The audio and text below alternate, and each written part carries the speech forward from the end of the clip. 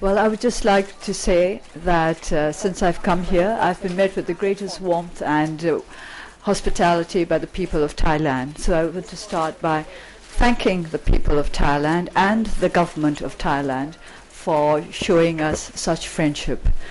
I appreciate it very much, and I appreciate the fact that the first foreign trip I've made in 24 years is to our neighboring country, because there's so many ties between Thailand and Burma that we need to develop them in the best way possible. I do not have much more to add to it, just to say thank you. Thank you very much, and I hope that I'll be able to answer your questions satisfactorily.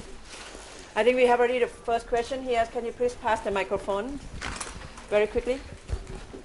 This one here, and we just read another one here. Please go ahead. Please say your name as well. Thank you. Good morning. It's Christiane Ulrich from German Press Agency.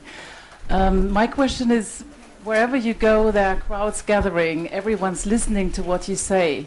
Where do you think you can be more effective, as a member of parliament at home or on the world stage? At home. I think charity begins at home, and work begins at home too. Please, on this side. Good morning, Dol Aung San Suu Kyi. I'm Sri Jagaraja from CNBC TV. I want to talk about the international dimension. China is a major investor in your country, continues to be a major investor in your country. How do you reconcile that with China's human rights record, number one? And number two, what's your message to pro-democracy activists and human rights campaigners in a country like Syria, and what would be your message to their government? First of all, China. A lot of people now are talking about what the position of Burma will be now that we are starting to engage, or rather our government is starting to engage more with the United States, and how it will affect our relations with China. I am always very concerned when Burma is seen as a battling ground for the United States and China. It should not be so. It should be an area of harmony for those two big countries, because China is our neighbor, and we have been good neighbors for many, many years.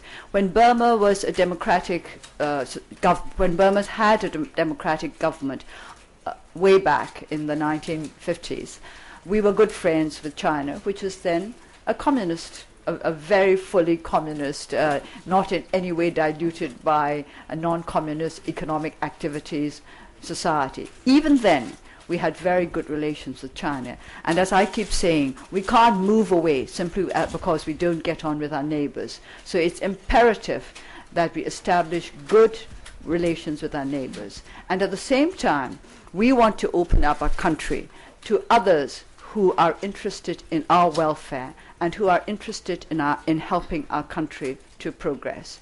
Now, with regard to what I might wish to say to the people of Syria and the government of Syria, I think I would send the same message. Human values are the same everywhere. Whether you are one of the people or whether you are somebody in the government, if you remember that each human being has a right to his inborn dignity, then I think we'd all be all right. If both governments and peoples were to recognize and accept this, I think there would be so much less trouble in this world. Please. Thank you. My name is Bawan Pong from Thai News Agency. Ms. Suu Kyi, I would like to ask you, how would you connect your struggle all these years to the plight of Burmese overseas workers? And actually, what would be your suggested long-term solution when you say you would bring them home? Thank you. Well, I suggested, it's very simple, isn't it? We've got to make our country a place where they can come home to. Security, that means economic security, and peace. That means political peace. So we've got to improve conditions in our country to make it possible for them to come back. But at the same time, we've got to make sure that their plight is given as much sympathy and consideration as possible while they remain in Thailand. I met many migrant workers, Burmese migrant workers, yesterday and 2 days ago. The first thing most of them said to me was, we want to go home. And I explained to them that this is exactly what I want as well. But in the meantime, we must try to make their conditions here as good as possible, and they must remember that they are guests in this country, and as guests they must behave in a way which would be acceptable to their hosts. But of course not forgetting the fact that they have a right to defend their rights. Amrita Chima, Deutsche Welle Television. It's wonderful to see you. It's been 24 very long years. When I see the adulation and the adoration that you get overseas, I'm also worried. We were expecting the president of your country to be here. I thought that would have been a very strong message of what you've described as national reconciliation. How optimistic are you that this process of what you call national commitment and national reconciliation will go ahead?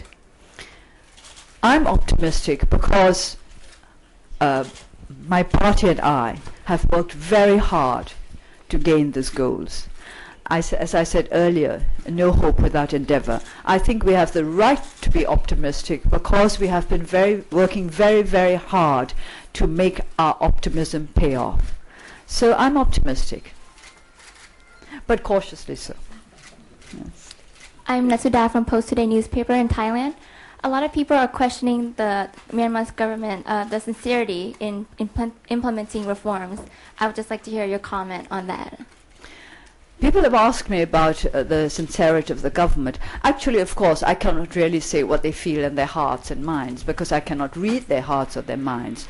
I think what is important is that having said, the President and other members of the government, since they have said that they want national reconciliation, that they are committed to the path of genuine reform, I think we all have to work to make sure that they keep their word.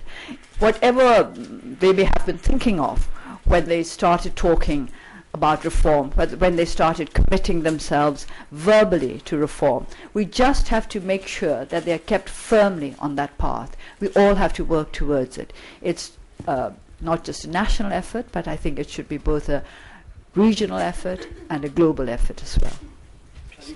Just one second. Just one second. We come to you. Lennox Samuels with Newsweek.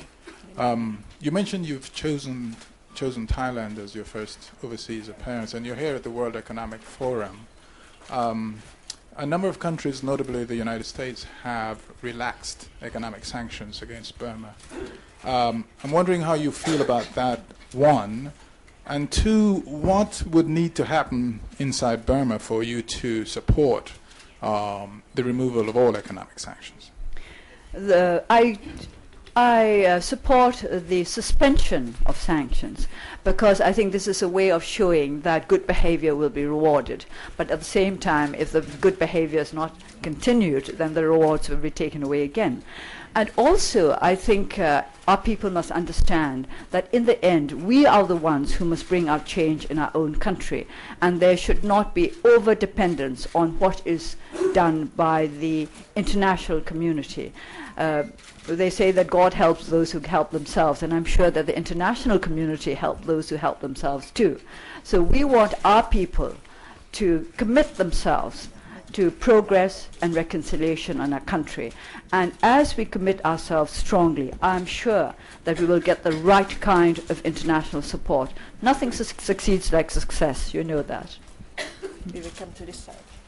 Martin Petty from Reuters. You mentioned it's important that you monitor the commitment of the government, in particular the president. Were you disappointed to find out that he decided to postpone his visit so he wouldn't be here at this forum at the same time as you?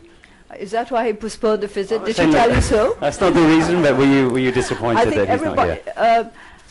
I can't say I'm really disappointed because I think the energy minister is going to speak in his stead, and as I said earlier, we're in need of an energy policy. So I would be very much interested in what he has to say. I do believe in the sincerity of the president when he speaks of his commitment to reform. But of course I also recognize that he's not the only person in government, and as I keep repeating, there is the military to be reckoned with. အန်တီရန်ကုန်တိုင်းချန်နယ်ကျော်စွာမင်းမှာကျွန်တော်ပမာလိုမေးပြရစီဖြေတော့အန်တီအင်္ဂလိပ်လိုဖြေပေးပါအန်တီပထမဆုံးသိချင်တာအန်တီဟို24နှစ်အတွင်းမှာပထမဆုံးဒီနိုင်ငံခြားခီးစဉ်ထွက်လာတော့လေအန်တီရဲ့အတွေ့အကြုံလေးနောက်တစ်ခုကအန်တီအခု World Economic Forum နဲ့အန်တီတက်ရပါတယ်နောက်တစ်ခုကအန်တီမြန်မာလူသားတွေလည်းအန်တီသွားတွေ့ပါတယ်နောက်ကထိုင်းနိုင်ငံအခြေကိုလည်းအန်တီလေးလာခဲ့ရမယ်လို့သိရှိပါတယ်ဒါကြောင့်မို့လို့အန်တီမြန်မာနိုင်ငံမှာအတွက်ပေါ့နော်အခုလိုအတွေ့အကြုံတွေကဘယ်လိုပြုပြင်ပြောင်းလဲမှုတွေလိုအပ်လဲဘာတွေလုပ်ရမယ်ဆိုတာအန်တီထင်မြင်ချက်လေးကိုပြောပြပါခင်ဗျာThis is a question about my impressions with regard to the first foreign trip that I've made abroad in 24 years and what I felt on meeting the migrant workers of Burma and in attending the World Economic Forum.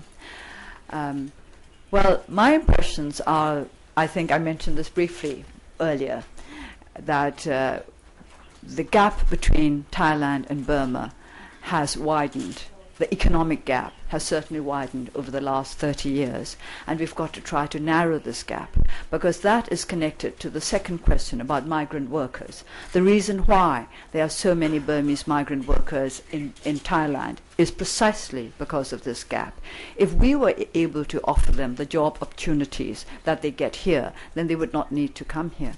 It was very touching to meet our workers and to find out how much they long to go home. So this is something we've got to keep in mind and work towards. Attending the World Economic Forum, it has been very valuable because I've listened to all what they call now the shakers and the shapers and the movers and the doers and everybody speaking about how they see the direction in which this region is going or should be going. I've learned a lot. And I believe in the learning process. I keep telling our young people in Burma that I do not make a distinction between intelligent people and unintelligent people, or between good people and bad people. I only make a distinction between those who are capable of learning and those who are incapable of learning. And I don't mean learning in the strict formal sense of school learning. Over there first. Yeah. Dr. Gwen Robinson, Financial Times. You mentioned in your talk just then about the lack of a proper judicial system, and you said even the best investment law won't make any difference if you don't have the system. And then you mentioned there is no sign that any reform has taken place. Do you feel that's sort of a discouraging signal to send to a forum full of investors who are very interested in Myanmar, and it might deter I understand your concerns about the bad forms of investment, and you want constructive investment. What do you think is the way forward before it's going to be years before you have a proper court system? No, it needn't be years if the government is really intent on bringing about reform with regard to our judiciary. But you should not look upon this as discouragement. I think you should just see it as a word of caution, but a strong word of caution. Here first. Yes. From InfoQuest agency, local agencies, I would like, what do you think about Dawei project? You know, Dawei project is Thailand to invest there. I would not like to talk about just the Dawei project. I would like to think of all bilateral projects. I would like to talk about how we would wish all bilateral projects to be approached. Transparency is very important. There should be transparency. And this is the message that I would like to send to those who are thinking of investing in Burma. Please make sure that whatever you do is transparent. Not just investments, but aid as well. Development aid, humanitarian aid. Transparency is very important if we are to avoid problems in future. The reason why we have problems with the WEF project and projects of that nature and other bilateral projects is that we, the people of Burma, were kept completely in the dark about what was in the contracts, about what was going on, about what was going to happen. Then suddenly something was happening.